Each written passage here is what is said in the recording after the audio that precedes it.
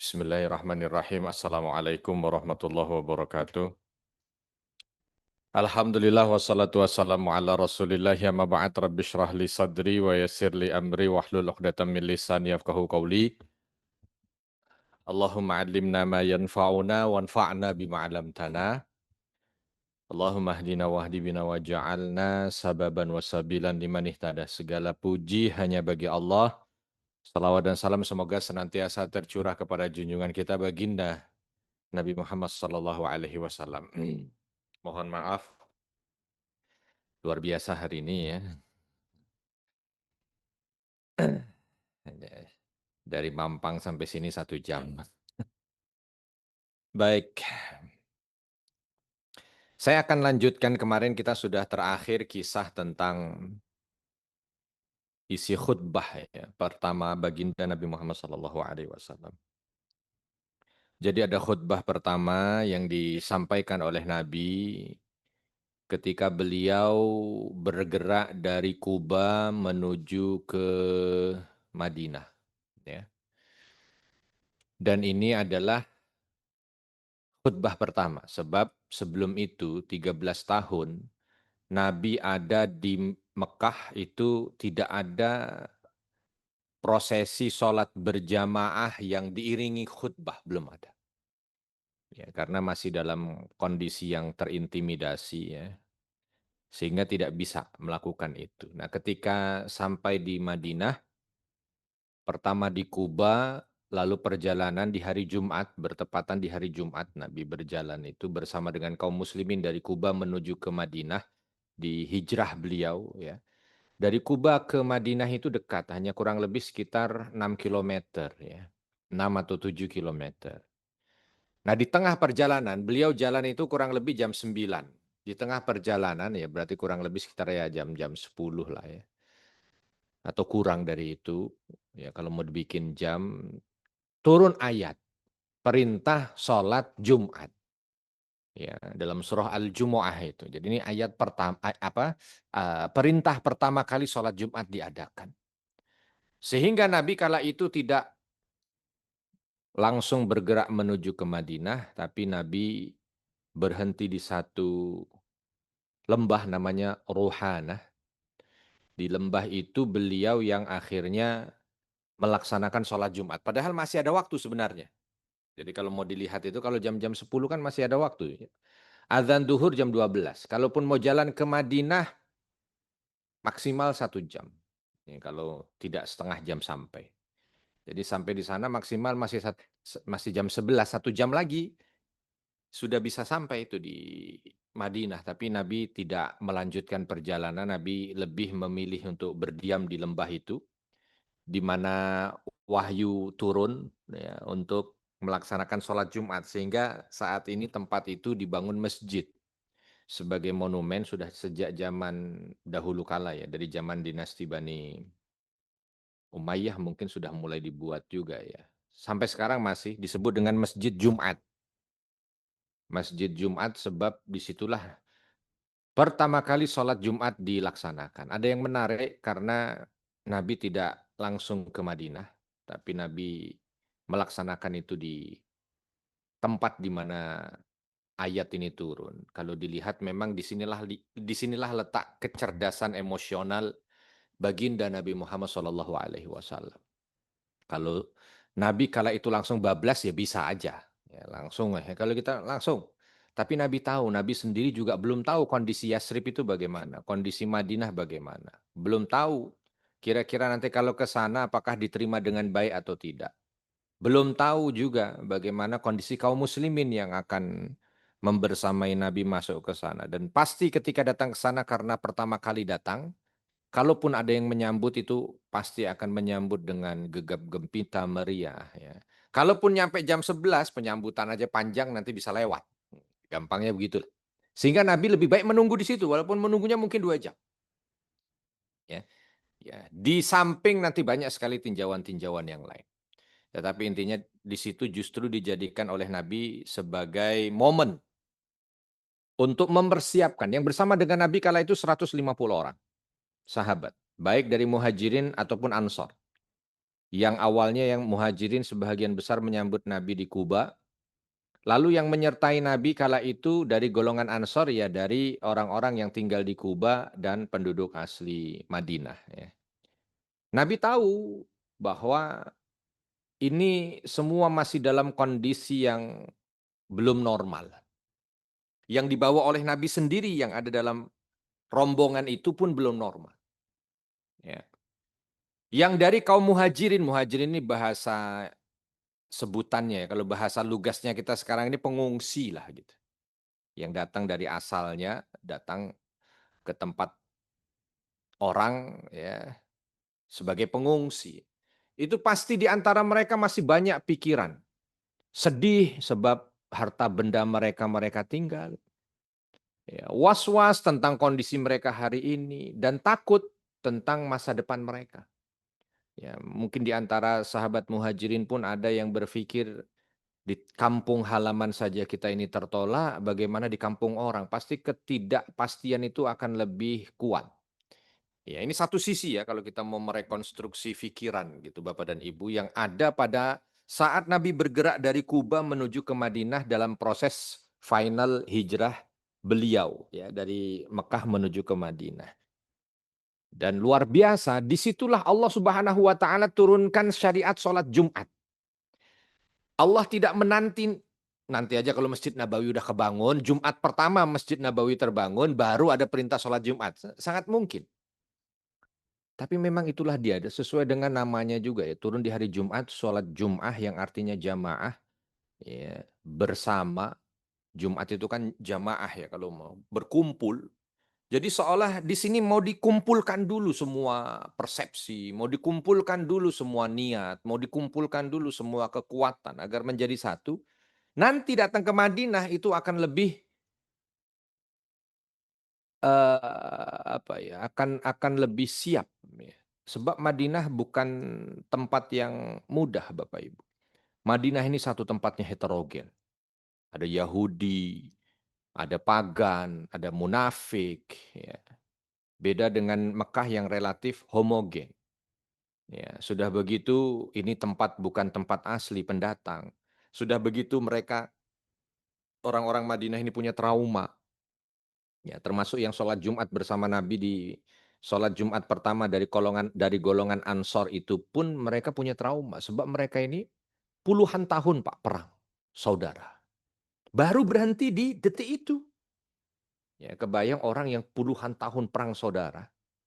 Memang mereka bersatu, tapi ini kan dari berbagai macam kabilah yang selama ini mereka perang. Bisa jadi dulu bapak saya disembelih oleh dia. Ya, dulu anak saya diperkosa oleh dia. Dulu jadi suasananya bukan suasana kebatinan yang semuanya itu dalam kondisi normal, tidak. Yang muhajirin, yang pengungsi, berpikir dengan rasa takut terusir dari negerinya, yang berpikir sedih karena hartanya semua sudah diambil oleh orang-orang kafir yang ada di Mekah, berpikir bagaimana kehidupan masa depannya, yang di kampungnya saja tertolak, tidak bisa normal dalam kehidupan yang di kampung orang. Yang kampung orang bukan orang kaya. Madinah dengan Mekah jauh, Pak. Ya, Mekah jauh lebih kaya. Ini hanya sekedar hidup sebagai pekebun yang ekonominya belum pernah bangkit sebab perang saudara yang berkepanjangan. Sisi Ansor yang memang mereka itu puluhan tahun lah kalau tidak kita sebut lebih lama karena beberapa ahli sejarah menyampaikan ratusan tahun tuh Madinah itu dilanda perang saudara. Ya, sekarang Sudan yang perang saudara bisa kebayang dilihat ya. Itu traumanya mengerikan ya.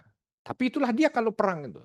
Disebut perang saudara bukan karena mereka saudara, cuman karena mereka ada dalam satu lokasi yang sama tinggal di sana. Ada Khazraj, ada Aus. Kalau di Madinah itu dua suku besar nih, nggak pernah berhenti berperang. Ya. Ini suasananya begitu. Nah, ada syariat sholat Jumat. Ya. Nah, disitulah Nabi memanfaatkan betul. Sehingga kalau kita lihat dari khutbahnya Nabi Shallallahu Alaihi Wasallam di Jumat itu memang betul-betul mengena. Ya, mereka menanti tentunya dari jam 10 sampai dengan azan, ya, diisi dengan banyak berzikir kepada Allah. Nabi juga berpikirnya orang-orang ini belum 100% siap. untuk bisa menyertai Nabi kalau tidak di-briefing lebih dalam. Apalagi orang Madinah yang notabene-nya mereka juga heterogen, ya. Tapi singkat cerita masuk sholat duhur baru Nabi sampaikan. Singkat khutbahnya itu kalau dilihat di teksnya mungkin tidak lebih dari 10 menit kalau dibacakan. Tapi mengena. Di awal Nabi memuji Allah. Ya. Lalu menyampaikan tentang bagaimana seorang yang bertakwa itu sedih dan bahagianya bukan karena dunia, tapi sedih dan bahagianya karena Allah. Itu memupus semua pikiran yang mungkin di saat itu masih ada yang bersedih karena dunianya hilang, atau ada yang was-was untuk masa depannya, atau mungkin curiga dengan orang yang baru datang ini jangan-jangan hanya sekedar memanfaatkan. Ya, diikat dengan satu kalimat, ridho dari Allah bisa digapai dengan ketaatan dan ketakwaan. Ya. Lalu berikutnya Nabi Shallallahu Alaihi Wasallam menyampaikan tentang nilai persaudaraan. Ya. Bagaimana persaudaraan itu yang akan membawa kebaikan. Ya. Lalu berikutnya baru diikat dengan persatuan. Ya. Barulah setelah itu Nabi menyampaikan tentang pentingnya dakwah untuk menyampaikan kebermanfaatan dan kebenaran kepada sesama manusia. Baru setelah itu berangkat menuju ke Madinah. Ya. Sampai di Madinah, orang-orang yang ada dalam rombongan Nabi itu memang betul-betul sudah terkondisikan dengan baik. Ya, yang tadi ya tidaklah 100% hilang karena memang Nabi bersama dengan manusia bukan malaikat. Yang pasti sedihnya masih ada, was-wasnya masih ada, ya, curiganya masih ada, khawatirnya masih ada, tapi minimal sudah tereduksi lah ya, terkurangi, tertekan ya. Tadinya mungkin 100% bisa jadi 50%. Tapi Nabi sudah mempersiapkan tuh apa-apa yang akan Nabi ambil ketika nanti sampai di Madinah. Masuk di Madinah, Nabi diterima. Ya, bahkan disambut orang-orang pada naik ke atap rumah, orang-orang menunggu di gerbang Madinah. Ada yang naik di pohon kurmanya. Lalu dikosidahkan lagi yang tola al-badru alaina itu. Ya, semua orang memuji Nabi, tapi Nabi yang luar biasa nih. Ini di antara yang pertama kali Nabi lakukan. Tadi di awal ketika khutbah Nabi banyak bersyukur memuji Allah, ketika masuk Madinah pun sama. Ya, Nabi betul-betul memperbanyak memuji Allah Subhanahu wa taala. Ya, sebab seperti yang saya ceritakan di bulan lalu, memang ini adalah dua suasana yang berbeda yang dialami oleh Nabi. Beberapa hari sebelumnya Nabi menjadi manusia yang dikejar-kejar, mau dibunuh, diintimidasi, dizolimi. Tiba-tiba pindah ke satu tempat yang Nabi dipuja-puja, disambut, dilindungi, ya kan. Ini dua kondisi yang sangat berbeda. Tapi Nabi ingin menjaga hati, maka Nabi memasuki itu dengan banyak bersyukur kepada Allah Subhanahu wa taala. Terus banyak bersyukur. Sampai di sana orang-orang kebayang ya, kan mereka pasti tahu kan Nabi akan tinggal di situ, maka Nabi butuh rumah dan mustahil Nabi membuat rumah itu karena Nabi pendatang. Sehingga semua orang itu pada menarik onta Nabi. Tinggal di rumah saya ya Rasul, tinggal di rumah saya ya Rasul, tinggal di rumah saya ya Rasul. Yang menarik onta Nabi untuk tinggal di rumahnya itu adalah orang yang baru saja selesai perang saudara. Kalau Nabi SAW pilih salah satu, pasti yang lain akan menaruh curiga. Ini bukan pilihan, bukan satu yang ringan. Tapi kalau Nabi tidak milih, Nabi pun akan dianggap, wah ini ada sesuatu di baliknya. Ya. Dan Nabi paham dengan kondisi itu dan bisa bergerak cepat. Lalu Nabi SAW menyampaikan kepada semua orang yang ada di sana, penduduk asli Madinah, Ansar, beliau menyampaikan, biarkan. Biarkan onta ini yang memilihkan di mana aku tinggal. Sebab onta ini yang sudah lama bersama denganku. Nabi masuk di sini, Bapak dan Ibu. Satu yang kalau orang sekarang bilang itu sebagai antropologi. Ilmu modern sekarang ini. Orang dulu, kalau orang sekarang mungkin dibilang biar ontaknya yang milih. Semua langsung pada ngapain? Ada-ada aja onta suruh milih. Nah, kan begitu ya. Tapi kalau orang dulu, ada budaya-budaya tertentu itu, kuda itu seolah sudah ngeblend dengan pemiliknya. Jadi tahu betul, bahkan kadang-kadang pemiliknya sakit, kudanya itu langsung seolah nggak bisa nyenyak tidur. Orang dulu ya, kalau kita sekarang udah naik kuda, naiknya Innova. Ya kita sakit Innova diem aja, nggak ada apa-apa, itu dia nggak ada urusan. Kalau orang dulu nggak. Nah sama, orang Arab onta. Ya, bahkan dalam syair-syair mereka itu seolah onta itu luar biasa. Bersama dengan mereka sampai di antara mereka meninggal dunia. Entah manusianya, entah ontanya. Ya. Nah, Nabi memakai itu tidak dengan khurafat takhayul enggak, tetapi untuk menjadi jembatan. Ya, kalau Nabi bilang, biar saya yang milih. Wah, itu resistensinya tinggi. Ya, apa kemungkinan untuk membuat perkara itu tinggi. Misalkan dipilih dari suku ini langsung pasti akan berkumpul. Berarti yang katanya Nabi ini punya afiliasi ke sana. Nah, kan begitu. Maka Nabi enggak, biarkan onta ini. Dan Nabi itu berarti sudah melepas kendali ya kepada ontanya. Yang Nabi juga tidak tahu nih apa yang akan diperbuat onta, tidak tahu. Walaupun itu adalah onta yang senantiasa bersama juga dengan Nabi. Tapi di situ Nabi berdoa, kan ada di riwayat kan, bahwa Nabi mohon kepada Allah agar diizinkan untuk bisa tinggal di rumah kerabat beliau. Karena memang Madinah ini bukan kota yang betul-betul baru gitu buat Nabi, enggak ya. Ada hubungan lah dengan Nabi. Sebab nenek buyut Nabi itu asalnya dari Madinah. Sehingga masih banyak tuh berarti kan jalur dari nenek buyutnya itu. Walaupun mungkin tidak banyak tapi ada. Nah Nabi tentulah namanya orang kita datang ke satu daerah yang kita baru semuanya nggak ada yang kenal di situ. Ya, tiba-tiba kita harus tinggal di sana kan minimal supaya aman di awal-awal.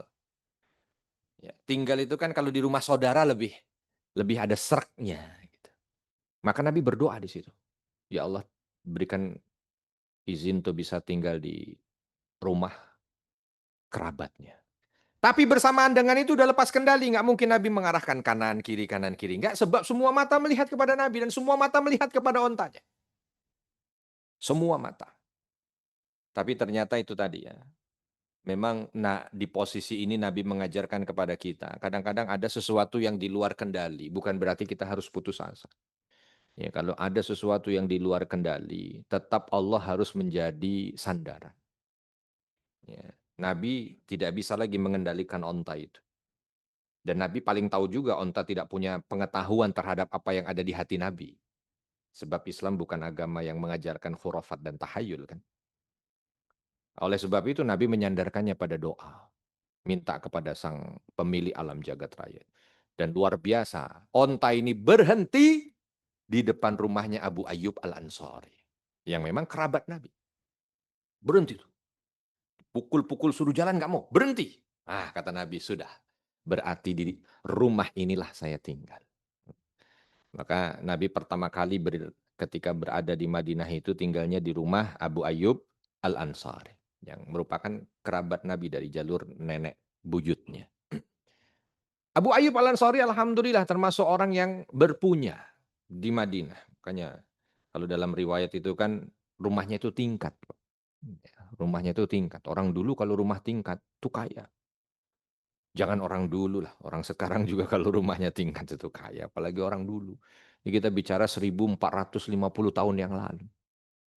Ya, bicara 100 tahun yang lalu punya rumah tingkat itu aja sudah kaya ya. Kala itu Nabi diminta oleh Abu Ayyub Al-Ansari, senangnya luar biasa Abu Ayyub dan ternyata ketemu ini doa. Abu Ayyub malah bukan cuman ketika masuk Madinah Nabi bukan bukan hanya ketika Nabi masuk Madinah Abu Ayyub berdoa bukan. Sejak mendengar bahwa Rasul sudah ada indikasi berangkat dari Mekah, dari sejak itulah Abu Ayyub berdoa. Semoga Rasul ketika hadir ke Madinah ini rumahku yang dipakai untuk tinggal. Hanya kadang-kadang doa itu bertemu Pak di langit. Ya. Ya walaupun mungkin juga sebahagian ada juga yang berdoa begitu. Ya. Walaupun tidak terdeteksi ya, sebab kan tidak terpilih ya. Kalau Abu Ayyub karena terpilih jadi terdeteksi. Terdeteksi oleh riwayat gitu. Kalau Abu Ayyub menyampaikan memang saya juga menginginkan itu. Ya. Begitu masuk Nabi diminta untuk tinggal di atas, sebab yang di atas biasanya kan lebih terhormat ya, tapi Nabi tidak mau, enggak. Biarkan saya yang di bawah. Wah, bagaimana mungkin ya Rasul, saya harus tinggal di atas dan engkau di bawah yang nanti ketika aku melangkah, maka aku akan melewatimu. Tapi di sini justru Nabi mengajarkan satu pondasi tentang makna penghormatan, bahwa menghormati itu bukan kultus, ya. Yang membuat seseorang seorang sebagai dewa gitu enggak. Nabi hanya mengajarkan ya, berjalanlah seperti engkau berjalan karena tidak ada nilai penghinaan apapun. Ya. Bukan berarti nanti suruh pergi semua orang yang ada di rumah itu ngungsi kemana sebab di sini. Enggak, ya biasa aja. Ya biasa aja. Sehingga Nabi akhirnya di bawah. Tetapi apa yang ada pada Abu Ayyub juga bukan langsung serta-merta, oh kalau gitu ya sudah bebas saja saya jalan. Enggak, Abu Ayyub bilang sama keluarganya itu, jangan kau langkahi daerah seputaran ini, sebab di bawah ini ada Rasulullah. Kalau kau ingin melangkah, langkah lewat yang di sini, supaya langkah kakimu itu tidak melangkah di atas rumah, atau tidak melangkah di atas jasad Rasulullah. Ya, ini perpaduan yang luar biasa lah menurut saya ya. Jadi kalau ada orang sekarang ini kan yang dia berkaitan dengan masalah seperti ini tuh, yang ada yang terlalu ekstrim ujung, ekstrim ujung. Ada yang ekstrim ujungnya itu seolah itu pokoknya ya, dengan penghormatan itu mengangkat orang itu tidak lagi seperti manusia. Ini masalah. Tapi ada juga yang ekstrim ujung ini ya, seolah tidak ada nilai penghormatan sama sekali. Wah, ini juga masalah. Ya, ya tentu tengah-tengahnya ya pada momen ini nih. Momen Nabi Nabi Muhammad SAW ada di rumahnya Abu Ayyub Al-Ansari. Adalah orang yang ketika kala itu memiliki sesuatu yang orang-orang pada menghormati, mampu untuk rendah hati. Tetapi orang-orang yang harus menghormati, mampu untuk memiliki adab gitu loh. Jadi ketika bertemu indah, tidak ada penyimpangan-penyimpangan yang bagaimana-bagaimana ya. Nah, ini yang paling paling proporsional. Nah, selesai dari situ, belum selesai, semua masih nunggu di depan ini. Ini para sahabat juga masih nunggu apa kira-kira yang akan dilaksanakan oleh Rasul. Rasul selesai, bahasa kita udah meletakkan apa yang perlu diletakkan dari bekal segala macam. Nabi keluar lagi. Ada sahabat yang ketika di luar menyampaikan usulan, kalau begitu kita bikinlah juga masjid seperti engkau bikin di Kuba ya Rasul. Maka Rasul mengiyakan, memang itulah yang mau dilaksanakan oleh Nabi. Maka kala itu semua orang kembali tuh, oh, Rasul, tanah saya aja ya Rasul, tanah saya aja ya Rasul, saya ya Rasul. Kata Rasul, ah ini sama. Kalau umpama dipilih salah satu, bisa ada fitnah dan curiga. Maka Nabi mengatakan, sekarang biarkan onta ini berjalan sendiri. Fa'innahu, karena sesungguhnya dia, apa bahasa Arabnya itu ya, saya lupa redaksinya. Yu'mar, sesungguhnya dia diperintah oleh Allah untuk memilih tanah di mana akan kita bangun masjid. Wah. Nah, jadi ada perbedaan kalau di Masjid Kuba Nabi yang pilih, Nabi yang muter komplek Kuba tuh mana. Ah inilah saya pilih, Nabi tunjuk. Dan Nabi beli tanah itu. Nah, kalau yang di Masjid Nabawi enggak, onta itu yang mutar. Dan memang onta itu sudah diperintah oleh Allah untuk memilihnya. Jalan semuanya di belakang. Semua jalan di Madinah diputari oleh onta ini. Sampai berhenti di pojok selatan dari Madinah kala itu. Pojok selatan. Ya, di pojok selatan Madinah itu onta ini menderum. Nah, onta Nabi menderum. Syup. Kata Nabi, di tanah inilah berarti akan kita bangun masjid. Ditanya, milik siapa ini? Oh, dicari tahu milik dari 2 orang anak yatim. Yatim lagi, sana Masjid Kuba yatim, sini yatim. Ya seperti saya sampaikan di bulan yang lalu, memang di seputaran Madinah itu kan perang terus-menerus ya. Jadi banyak orang yang meninggal dan meninggalkan anak-anak mereka jadi yatim. Hari-hari perang, Pak. Perang saudara itu kan ngeri. Ya. Ini yatim juga, Sahal dan Suhail, dipanggil. Ya, tadinya ingin diganti, tapi anak yatim ini yang bilang bahwa ayahnya sebelum meninggal, tentu belum dalam kondisi Islam ya ayahnya ya. Minta kepada anaknya, tanah yang ini itu digunakan untuk kemaslahatan orang banyak. Oh, berarti memang orang ayah dari Sahal dan Suhail ini memang orang yang sudah punya hati bersih. Maka karena itu wasiat ya udah dijalankan. Ya, diterima wakaf dari mereka berdua. dibangun masjid. Nah yang unik ada satu sahabat Pak, namanya Utsman bin Affan radhiyallahu anhu. Utsman bin Affan ini waktu datang pertama kali ke Madinah itu pengungsi Pak. Miskin, nggak punya apa-apa. Semuanya ditinggal di Mekah. Habis hartanya. Tapi punya mental kaya, orang bahasa sekarang. Punya mental kaya, punya punya jiwa kaya, mental kaya. Jadi begitu tahu masjid itu dibangun di tanah dari dua anak yatim ini, yang dilaksanakan Utsman ini langsung tanya ke tanah sebelah-sebelahnya. Punya siapa ini? Punya siapa ini? Punya siapa? Dalam hati Utsman bilang, kalau saya punya uang, saya beli semuanya.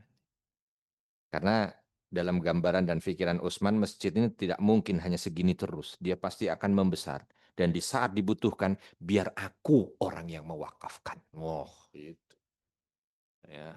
Makanya mental kaya diberi kaya. Kadang-kadang orang mental miskin, Pak. Ah, sebelum diambil untuk wakaf masjid, mending saya jual. Ah, itu mental miskin. Daripada nanti nggak enak. Siapa yang punya tanah ini, Pak? Mau jual apa wakaf? Ah, nggak enak nanti kesannya ya. Lebih baik saya jual dulu sama orang, saya dapat duit. Ada yang begitu, Pak. Ah, ini mental miskin. Kalau mental miskin susah. Utsman kala itu belum punya uang, bukan orang kaya. Dan tidak tahu kalau hidup ke depannya bakal kaya juga nggak tahu. Ya sebab habis hartanya. Bayangkan orang yang pernah punya perusahaan besar dengan aset misalkan ratusan miliar, langsung nol. Semua nggak punya. Kan otomatis dia dari ratusan miliar jadi nol itu aja udah beban, Pak. Beda yang tiap hari dia nol. Ah, itu nggak beban mungkin. Mana beban? Yang biasanya di rekening ada 700, 800 miliar tiba-tiba nol, sama dengan orang yang tiap hari memang rekeningnya nol, nol. Tiap ke ATM saldo tidak cukup, saldo tidak cukup. Mana yang lebih beban? Yang dari punya jadi nggak punya itu jauh lebih beban. Kalau umpama dari awal nggak punya biasa aja. Ya, biasa aja. Tapi tadi mental kaya itu nggak hilang dari seorang Utsman bin Affan. Dan ternyata terrealisasi. Makanya kadang-kadang kita jangan pernah lepas untuk punya etikat dan niat baik, Pak. Ya, minimal dalam hati itu terucap lah, supaya Allah mudahkan. Ya, karena Allah tetap akan memberikan kebaikannya untuk seluruh umat manusia, untuk seluruh hambanya. Tinggal nanti Allah pilih siapa gitu. Ya, masih ada kan kalau kita lihat itu. Kenapa ada tetap sedekah, ada zakat, ada infak? Ya karena memang banyak hamba-hamba Allah itu.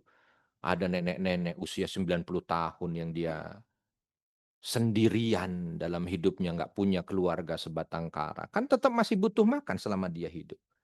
Disuruh kerja udah nggak bisa, Pak. Suruh jadi SPG mau ngelamar kemana? Kan mustahil. Mau jaga toko mana? Mau jadi pembantu rumah tangga ngerjain apa? Nggak bisa. Ya. Ya otomatis harus ada hamba Allah yang mengantarkan rezeki itu. Ya. Jadi ada di antara mereka itu yang diberi kaya oleh Allah. Karena dia menjadi kurir baik. Kurir amanah. Ya, untuk memberikan rezeki kepada hamba-hamba Allah yang harus diantarkan. Modalnya cuma satu, jadi kurir yang amanah. Ya akhirnya Allah titipkan itu pada dirinya. Dan itu Utsman bin Affan radhiyallahu anhu. Ya. Dan ternyata terjadi. Nah dibangunlah masjid itu, dan dibangun masjid dengan segala kegembiraan, segala semangat. Selesai masjid dibangun, nah berikutnya yang Nabi lihat. Ini begitu masjid dibangun, beberapa hari sholat berjamaah dilaksanakan, tapi masih ada masa eh, apa golongan sentris lah gitu. Ini yang Ansor ngumpulnya sebelah sini, yang Muhajirin ngumpulnya sebelah sini. Ya nggak salah sebenarnya kan, karena mereka punya punya cerita masing-masing kan. Apalagi orang Arab, Pak. Oh, orang Arab tuh nggak kayak kita. Kalau kita ini budayanya itu ngeriung. Budayanya itu pokoknya kumpul terus. Ya, baru ketahuan mau punya anak udah ada kumpul. Ntar 4 bulan kumpul, 7 bulan kumpul, lahiran kumpul, nikahan kumpul, mati kumpul. Ini orang Indonesia ini kumpul terus. Ya pokoknya. Kalau orang Arab enggak, orang Arab jiwanya tidak seperti kita ya. Pokoknya kalau udah kumpul itu udah paling hidup orang Indonesia. Kalau sana enggak. Nah ini terjadi di situ. Oleh Nabi langsung. Fulan, Fulan diambil. Muhajirin satu, Ansor satu. Ada momen gitu. Langsung. kalian aku persaudarakan atas nama iman. Wah. Dipanggil lagi fulan, fulan, satu muhajirin, satu ansor, duduk sebelah sini, kalian aku persaudarakan. Kalian aku jadi ngeblend, Pak, ya, bisa nyatu gitu. Bahkan Abdurrahman bin Auf ya dipersaudarakan dengan Sa'ad ya. Langsung itu, "Ya Rasul, ya Allah aku dapat saudara baru. Alangkah bahagianya aku hari ini. Dan aku tahu saudaraku ini tidak punya apa-apa dan aku orang kaya di sini. Aku berikan setengah hartaku, setengah tanahku, setengah setengah setengah, semuanya." Wah itu jadi momen kan buat yang lain tuh, wah, apalagi itu pimpinan ya. Tapi kata Abdurrahman, "Jangan, terima kasih, aku terima segala niat baikmu, tapi cukup satu sebenarnya aku, dan ini sudah sangat berharga untuk dullani 'alas suq." Tunjukkan aku pasar aja, tunjukkan aku pasar. Ya. Akhirnya ditunjukkan pasar. Intinya yang berikutnya dilakukan oleh Nabi adalah mu'akhah, mempersaudarakan. Ya, ini kalau dibiarkan terus, wah itu bisa nggak baik-baik ini hubungan antara Muhajirin dan Ansor. Tapi kalau itu udah berubah udah sekarang. Jalan berdua udah bukan dengan kabilahnya lagi, jalan berdua udah dengan sahabat barunya itu, bukan sahabat, saudara barunya itu. Oh, apa-apa udah kayak diperlakukan seperti saudara. Ini ya kecerdasan Nabi Shallallahu alaihi wasallam. Terakhir nih kan, waktunya yang dilakukan juga pertama kali oleh Nabi Shallallahu alaihi wasallam. Oh, 2 lagi sebenarnya, tapi singkat-singkat aja ya. Nabi melihat kondisi Madinah tadinya terpecah di dalam kondisi internal terpecah ya, Muhajirin, Ansor. Udah disatukan, dah. Selesai, internal selesai, eksternal belum. Kaum muslimin ketika keluar semua orang mandang curiga, Yahudi mandang curiga. Ada beberapa orang yang nanti dalam perjalanan dikasih gelar munafik, tapi kala itu belum. Yang mereka masih wait and see, lihat nih kira-kira siapa nih orang tiba-tiba datang langsung diangkat menjadi pimpinan. Wah, maka Nabi apa yang dilakukan? Nabi tidak mau untuk membuat perkara di situ, karena itu akan melemahkan. Yang mau dilakukan oleh Nabi adalah menyatukan mereka, walaupun heterogen, biarkan Yahudi dengan keyahudiannya. Pagan dengan kepaganannya, Nasrani dengan kenasranian, biarkan, tapi kita harus bersatu dulu. Maka Nabi silaturahmi, Pak. Nabi silaturahmi, silaturahmi ke Yahudi, silaturahmi ke sini, silaturahmi ke mantan rajanya, ke apa segala, silaturahmi. Ya, tapi ternyata silaturahmi ini yang membawa kemenangan kepada Rasul. Makanya kan menang tanpa merusak. Oh, gitu. Nah, ini udah ada pada Nabi Shallallahu Alaihi Wasallam. Datang nggak perlu bawa pasukan. Nabi aja dan 2 orang datang ke Yahudi, ngobrol bla bla bla bla bla bla. Datang ke sini ngobrol. Yang diusik kepentingan mereka. Yahudi datangin. Yahudi ini otaknya uang aja Pak, duit aja. Ada Yahudi di sini? Nggak ada ya. Nah, kalau ada mungkin kita mau cross check. Gitu. Tapi kalau nggak ada, ya yang disampaikan oleh Nabi ya sudah nggak apa-apa bahasa komunikasi kan. Kamu mau dagangmu aman? Maulah. Mau untung lebih banyak? Mau. Oh, oh, mau. Ah, kalau gitu kita damai, jangan perang. Kalau perang itu kamu nggak bisa dapat cuan yang banyak.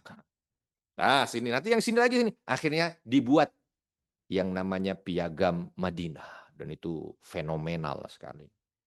Ya, menyatakan bahwa semua yang ada di Madinah adalah satu. Mereka bertanggung jawab atas keamanan sana. Kalau ada yang menyerang, maka mereka harus saling bahu-membahu, melindungi Madinah. Sebab Madinah inilah dia rumah mereka bersama.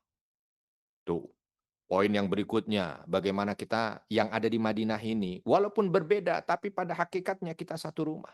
Maka kalau ada yang susah di sana, tolong. Ya, Yahudi susah, Muslim tolong. Muslim susah, Yahudi tolong. Ah, walaupun nanti ujungnya Yahudi berkhianat, tapi minimal ditandatangani dulu itu. Ya, saling menjaga, saling menghormati, saling menolong, saling semua ditandatangani. Aman, eksternal aman, selesai.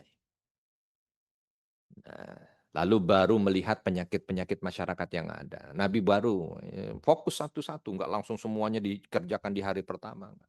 Tapi satu-satu selesaikan, selesaikan, selesaikan. Baru berikutnya, oh ada laporan lagi apa? Masalah ekonomi yang berat. Kenapa masalah ekonomi berat? Sebab pasar di Madinah ini cuma ada satu, punya orang Yahudi. Oh, terus, nah mereka itu tidaklah melaksanakan eh, program apa, melaksanakan kegiatan ekonomi mereka kecuali kalau tidak nipu, ya. Kalau enggak zolim, kalau enggak judi, kalau nggak riba, kalau nggak itulah. Jadi mustahil kita bisa maju. Baik kata Nabi. Kalau begitu bikin pasar tandingan. Orang semua bilang mustahil kita bisa bikin pasar tandingan. Yahudi paling jago untuk masalah pasar. Nabi nggak bikin pasar tandingan, pasar. Dibikin tadi dipilih tanah, dapat tanah, tapi nggak jauh dari pasar orang Yahudi itu. Wah, tahu orang Islam mau bikin tanah, Yahudi agak marah. Bukan agak marah, marah. Naik pitam. Diobrak-abrik tanah yang udah siap mau dibikin pasar oleh kaum muslimin. Kaum muslimin mulai naik pitam juga ini, yang sudah dipilih tanah diobrak-abrik, kalau mau perang-perang kata Nabi, nggak, jangan, belum, jangan perang-perang dulu, udah. Kalau itu diobrak-abrik biar, kalau mereka tidak mau, kalau kita bikin pasar di dekatnya, kita bikin yang jauh. Wow, para sahabat makin, waduh jauh, dekat aja kan belum tentu nanti bisa narik orang supaya pindah ke sini. Ini bikin jauh, nggak apa-apa. Mereka ada di timur, kita bikin di barat. Jadi timur sama barat. Nabi bikin di arah barat. Sekarang ada di letaknya ada di dulu pernah dibikin juga jadi pasar tradisional oleh pemerintah Saudi sebagai monumen lah ya. Pasar pertama yang dibuat oleh kaum muslimin. Dibikin di situ, Pak. Ya. Nabi bilang, bikin dengan sesuatu yang bisa menghadirkan kenyamanan, keamanan, kepercayaan buat orang. Tegakkan nilai Islam di situ, nggak usah pakai promosi. Yang di sana akan jalan ke sini. Sebab ternyata Nabi sudah lihat dan Nabi sudah teliti. Orang yang datang ke pasarnya Yahudi itu dalam hati dari rumahnya udah yakin dibohongin. Oh, ya mungkin Bapak Ibu pernah juga ya datang ke pasar yang sebelum masuk pasar kita udah yakin lah kita dibohongin pasti. Permasalahannya kuda-kuda dari awal itu cuma satu, jangan terlalu banyak dibohonginnya, cuman itu aja. Ya. Ada satu pasar yang kita masuk tuh yakin luar biasa bahwa ini pasti bagus, amanah, nyaman. Kan ada pasar juga begitu. Otomatis lah kita nggak usah pakai disuruh, akan ke sini larinya. Ya, nggak pakai ditarik-tarik, nggak pakai apa, nggak pakai. Ya. Dulu ada pasar tuh, nggak usah disebut lah ya. Tuh kalau udah masuk, waduh itu udah mau ta'awud berapa kali aja. Yang tadinya cuma mau beli sepatu jadi beli helm, Pak. Ya. Nggak jadi beli sepatu gitu. Ya, sebab karena kalau sudah ngelirik artinya sudah beli, nggak beli dipukuli. Ah gitu gitu. Jadi tadinya mau beli sepatu nggak jadi beli helm. Motor belum punya, ditanya sama temennya, "Kenapa beli helm?" "Emang punya motor?" "Nggak punya." "Ya kenapa?" "Masalahnya saya ke pasar sana." Diomongin, "Jangan ke situ kalau mau beli." Ah, itu kan berarti udah negatif. Nabi bangun tuh pasar. Yang semuanya orang itu sama stratanya, nggak ada yang lama, nggak ada yang baru, nggak ada. Semua pajak nggak ada. Jadi kamu hari ini berapa kamu punya keuntungan, ya udah jujur aja kepada yang memberi rizki, sedekah kamu di sini, sedekah. Nggak boleh ada yang ngeplot, saya harus di sini terus-terusan, enggak, siapa cepat dia dapat. Ya. Pintu nggak usah dari satu sehingga nanti monopoli orang kaya. Buka aja lebar, semua boleh masuk. Oh, hanya dalam hitungan bulan. Bangkrut pasar Yahudi. Bangkrut. Nah, itu beberapa hal yang dilakukan oleh Nabi Shallallahu Alaihi Wasallam. Tapi apakah semua berjalan dengan enak dan nyaman? Ternyata tidak. Ya. Prahara pertama hadir. Apa praharanya? Kita lanjut bulan depan. Ya, nah itu prahara pertama di Madinah. Kalau ada kesalahan saya mohon maaf dan kepada Allah mohon ampun. Subhanakallahumma bihamdika asyhadu an la ilaha illa anta astaghfiruka wa atubu ilaik. Assalamualaikum warahmatullahi wabarakatuh.